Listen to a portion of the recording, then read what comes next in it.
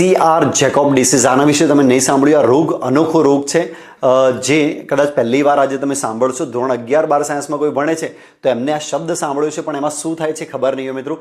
તો CR Jacob disease, જેનું full form છે મિત્રો ક્રુસફિલ્ડ જેકોબ ડિસીઝ. તો મિત્રો આ રોગ એક વાહક દ્વારા થતો રોગ છે જેનું નામ છે પ્રાયોન્સ. જો મિત્રો આ પ્રાયોન્સ તમારી બોડીમાં છે તો તમારા જે સામાન્ય પ્રોટીન્સ બને છે એ બધા પ્રોટીન્સ ફોલ્ડેડ પ્રોટીન્સ બનશે, એટલે કે અસામાન્ય પ્રોટીન બનશે, જેની સીધી અસર મિત્રો મગજમાં થશે. મગજ ફેટાલ મગજ બની જશે, યાદ શક્તિ જતી રહેશે મિત્રો, મતલબ તમે ભૂલી જશો, વારંવાર ભૂલી જશો.